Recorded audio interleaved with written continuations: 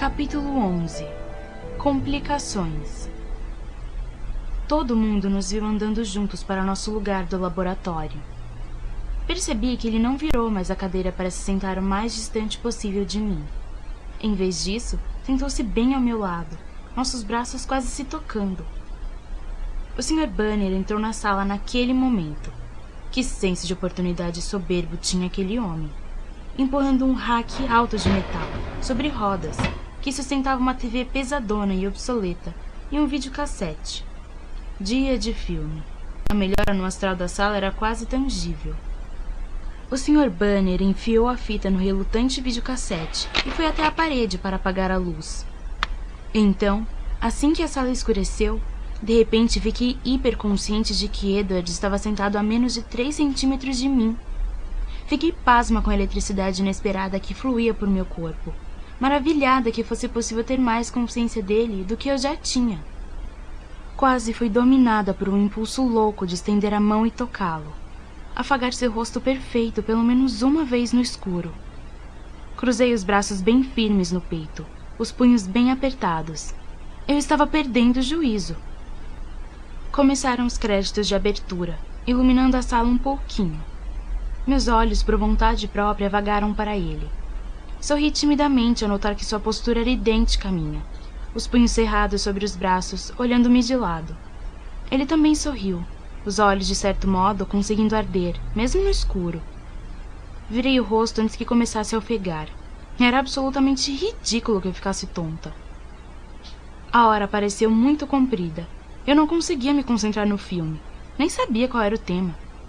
Tentei sem sucesso relaxar, mas a corrente elétrica que parecia se originar de algum lugar do corpo dele não se atenuou. De vez em quando, eu me permitia uma olhada rápida na direção dele, que também não parecia relaxar. O intenso desejo de tocá-lo também se recusava a diminuir, e eu apertei os punhos nas costelas até que os meus dedos doeram do esforço. Soltei um suspiro de alívio quando o Sr. Banner acendeu a luz no fundo da sala, e estiquei os braços diante de mim, flexionando os dedos enrijecidos.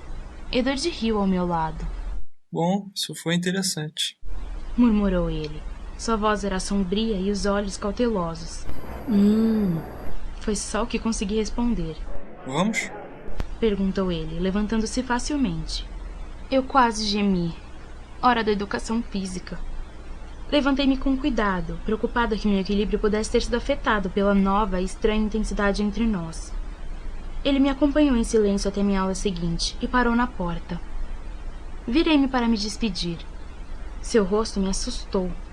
A expressão era dilacerada, quase de dor, e tão terrivelmente linda que o desejo de tocá-lo voltou a cintilar com a mesma força. Minha despedida ficou presa na garganta. Ele ergueu a mão, hesitante, o conflito assolando seu olhar, e afagou rapidamente meu rosto com a ponta dos dedos. Sua pele estava gelada, como sempre, mas o rastro de seus dedos em minha pele era alarmantemente quente, como se eu estivesse queimando, mas sem sentir dor. Ele se virou sem dizer nada e se afastou depressa de mim. Entrei no ginásio, alegre e trêmula. Vaguei para o vestiário, trocando de roupa em transe, apenas vagamente ciente de que havia outras pessoas em volta de mim. Só caí na realidade quando me deram uma raquete. Não era pesada, e no entanto eu a sentia pouco segura em minha mão. Pude ver alguns dos outros alunos da turma me olhando furtivamente. O treinador Clapp nos mandou formar duplas. Graças aos céus, alguns vestígios do cavalheirismo de Mike ainda estavam vivos. Ele veio se postar ao meu lado. Quer fazer dupla comigo? Obrigada, Mike. Sabe que não precisa fazer isso. Fiz uma careta, à guisa de desculpas. Não se preocupe, vou me manter fora de seu alcance. Ele sorriu. Às vezes era tão fácil gostar de Mike. Não foi assim tão tranquilo. De algum jeito, eu consegui bater a raquete na minha própria cabeça e golpear o ombro de Mike no mesmo movimento. Passei o resto do tempo no fundo da quadra, a raquete colocada com segurança às minhas costas. Apesar de levar desvantagem por minha causa, Mike era muito bom. Venceu 3 games de 4 jogando sozinho. Ele me cumprimentou com uma batida de mãos não merecida quando o treinador finalmente tocou o apito, encerrando a aula. E aí? Disse ele, enquanto saíamos da quadra. E aí o quê? Você e o Cullen, hein? Perguntou ele, num tom meio revoltado. Minha sensação anterior de afeto desapareceu.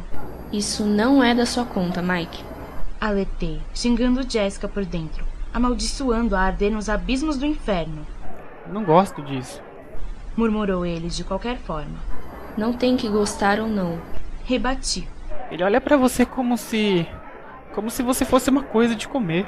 Continuou ele, ignorando-me. Sufoquei a histeria que ameaçava explodir, mas uma risadinha conseguiu sair apesar de meus esforços. Ele me fitou. Acenei e disparei para o vestiário. Vesti-me rapidamente, algo mais estranho do que borboletas batendo as asas sem parar nas paredes do meu estômago, e minha discussão com Mike, já uma lembrança distante. Perguntei-me se Edward estaria esperando, ou se deveria encontrar com ele no carro. E se a família dele estivesse ali? Senti uma onda de puro terror. Será que eles sabiam que eu sabia? Deveria eu saber que eles sabiam que eu sabia ou não? Quando eu saí do ginásio, tinha simplesmente decidido ir a pé, direto para casa, sem sequer olhar o estacionamento. Mas minhas preocupações eram desnecessárias. Edward me esperava, encostado despreocupadamente na lateral do ginásio, o rosto de tirar o fôlego, agora tranquilo. Enquanto ia para o lado dele, senti um alívio peculiar. Oi. Sussurrei, com um sorriso enorme. Olá. Seu sorriso de resposta era reluzente. Como foi a educação física? Meu rosto desmoronou um pouquinho. Legal. Menti. É mesmo? Ele não estava convencido.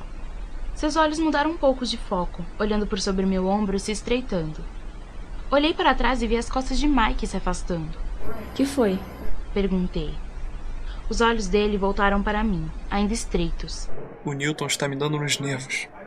Não estava ouvindo de novo, estava? Fiquei apavorada. Todos os vestígios de meu súbito bom humor desapareceram. Como está a sua cabeça? Perguntou ele, inocente. Você é inacreditável. Eu me virei, marchando na direção do estacionamento, embora eu não pretendesse andar a essa altura. Ele me acompanhou com facilidade. Foi você quem disse que eu nunca a vira na educação física. Isso me deixou curioso. Ele não parecia arrependido, então o ignorei. Andamos em silêncio, um silêncio furioso e constrangido de minha parte, até o carro dele. Mas tive que parar a alguns passos. Uma multidão, todos meninos, cercavam o Volvo. Depois percebi que eles não estavam em volta do Volvo. Na verdade, estavam em volta do conversível vermelho de Rosalie, o desejo inconfundível em seus olhos. Nenhum deles sequer olhou quando Edward passou entre eles para abrir a porta do carro. Eu subi rapidamente no banco do carona, quase despercebida. Chamativo. Murmurou ele. Que carro é esse? Perguntei. Um M3. Eu não falo a língua da Karen Driver. É um BMW. Ele revirou os olhos, sem olhar para mim, tentando dar a ré sem atropelar os entusiastas de automóveis. Eu assenti. Já ouviram alguma coisa sobre isso? Ainda está com raiva? Perguntou, enquanto eu manobrava cuidadosamente para sair dali. Com certeza. Ele suspirou. Pode me perdoar se eu pedir desculpas? Talvez, se for sincero. E se me prometer que não vai fazer isso de novo. Insisti. Seus olhos, de repente, ficaram perspicazes. E se eu for sincero e concordar em dar uma carona no sábado? Contra-atacou ele. Pensei no assunto, decidi que essa devia ser a melhor oferta que eu conseguiria. Feito. Concordei. Então me desculpe por tê-la aborrecido.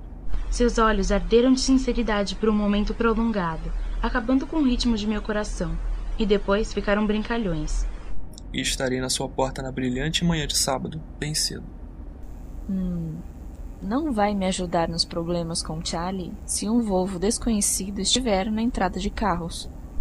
O sorriso dele agora era condescendente. Não era minha intenção aparecer de carro. Como... Ele me interrompeu. Não se preocupe com isso. Eu estarei lá, sem carro. Deixei essa passar. Tinha uma pergunta mais premente. Já é depois? Perguntei sugestivamente. Ele franziu o senho. Acho que já é depois. Mantive a expressão educada enquanto esperava. Ele parou o carro. Olhei para ele, surpresa.